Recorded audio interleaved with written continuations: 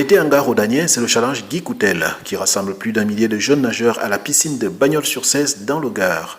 Une affluence qui a été au rendez-vous pour cette édition 2016 organisée par le sport olympique Bagnols-Marcoul.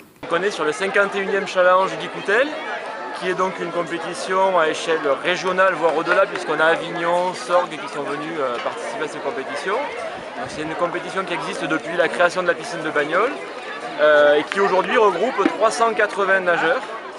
Ce qui représente en tout un peu plus de 1200 engagements aujourd'hui, répartis sur des nages, 4 nages, crawl, papillon, dos, brasse. Voilà. Donc on est content parce que la météo est cette année de la partie, donc c'est une bonne chose.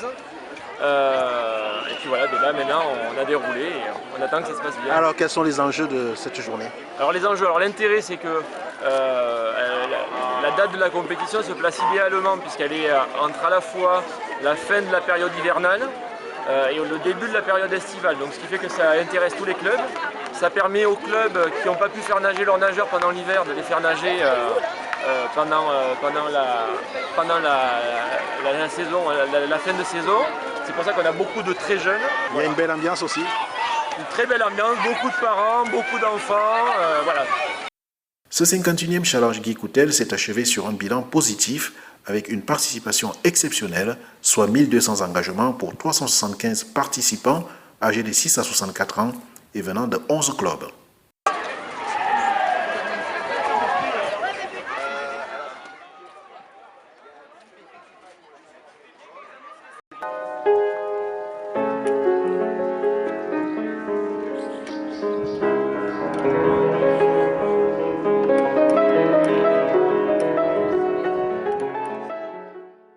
À Saint-Gervais dans le Gard, les artisans d'art organisaient pour la deuxième année consécutive une journée portes ouvertes, une sorte de galerie d'art à ciel ouvert animée par une quinzaine de créateurs venus de tous horizons culturels.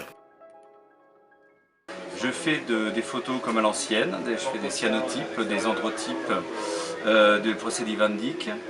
Là nous sommes avec des amis, nous avons une démonstration de photographie. Je présente des photos anciennes et des photos récentes qui sont faites avec le même procédé que le départ de la photo en 1880 à peu près, 1900, et jusqu'à 1900 et à nos jours. Voilà.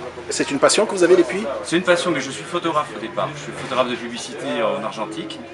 Et, avec l'arrivée du numérique, j'ai complètement laissé tomber l'argentique parce qu'il fallait que je passe au numérique. Et ça fait 20 ans maintenant, pratiquement. Et puis là, avec quelques amis, on a décidé de faire des stages et de se perfectionner en photo ancienne. Et voilà, on en arrive à faire des ambrotypes, des choses comme ça, qui étaient faits au début du siècle, même pas au début du siècle, à la fin du 19e siècle. Voilà. Alors moi je fais des bijoux en soutache.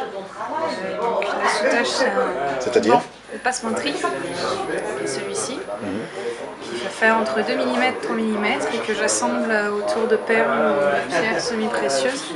Et c'est tout cousu à la main, très minutieux. D'accord. Et vous venez de quelle commune? Moi j'habite à Avignon. Donc profiter de l'invitation de Maryse et Daniel pour présenter mes créations qui sont pas mon activité principale puisqu'on a une compagnie de théâtre. Donc vous êtes aussi comédienne? Non, moi je suis musicienne. Musicienne. Mon ami est comédien.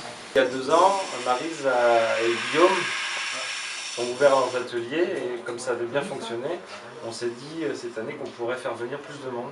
Voilà, et je pense qu'on a eu une bonne idée. Ouais, inviter des artisans pour que le public aussi soit plus agréable pour le public aussi. C'est-à-dire que voilà, ils ont plus de découvertes.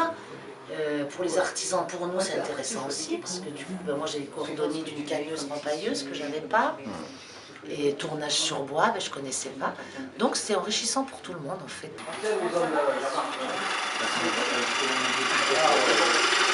Salut Yassine. Bah écoute, on lui ramène le plateau, c'est ça. Non mais écoute, je vais pas le chez moi.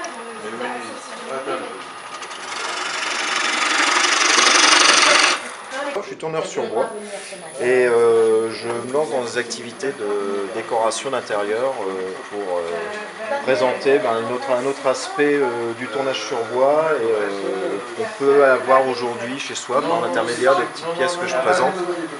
Et voilà, je profite d'occasions comme ici pour me faire connaître et pour les rencontres artisanales et côtoyer et découvrir d'autres métiers également. On a fait une petite manifestation. En fait, on a ouvert nos ateliers il y a 2 ans. Et puis on a voulu renouveler l'opération. Alors il y a 2 ans, on était 3 ateliers sur le village parce qu'il y a Maryse la tapissière, il y a l'atelier d'ébénisterie, là le mien, et il y a Sylvie qui est la couturière un peu plus haut, donc ça faisait 3 lieux. Et puis là cette fois-ci, on a voulu faire venir des collègues artisans dans des domaines différents. Donc il y a un tourneur sur bois, il y a une restauratrice de bois doré, il y a un orfèvre. Je pense que c'est une journée qui est très riche en échanges et qui permet vraiment de se faire connaître à travers beaucoup de métiers d'art intéressants et qui sont très variés. Donc je pense que c'est une journée très intéressante aussi bien pour les visiteurs, les locaux, je vois aussi finalement des étrangers, des vacanciers, donc ça fait plaisir, on les voit enfin arriver. Et puis pour nous c'est parfait, on se fait connaître, donc c'est un vrai plaisir. Voilà. Juste à développer, à accéder les différents types d'éclairage. J'ai mis en scène une table lumineuse, quelques décors dans un carton à dessin pour montrer au public voilà, les différentes solutions que j'utilise voilà, pour raconter une histoire. Paris réussit donc pour les organisateurs des journées d'artisanat d'art de Saint-Gervais. Rendez-vous est pris pour l'édition 2017. Clôturons ce journal par une rencontre avec une jeune femme de 24 ans. Natacha Gusliakova vit à Moscou. Pendant un mois, la jeune Russe séjourne au domaine du pont d'Ardèche, à Pont-Saint-Esprit, dans le Gard. L'hébergeur Spiripontel l'a engagée comme fille au père pendant 4 semaines.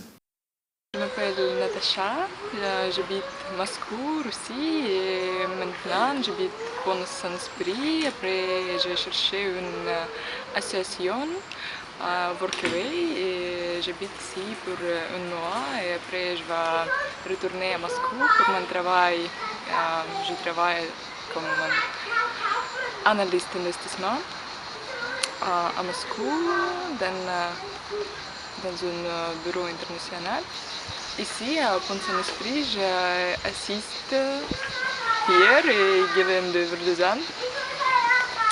Et chaque jour, je passe quelques heures ici et je fais du vélo beaucoup dans cette région. C'est très beau et je pense que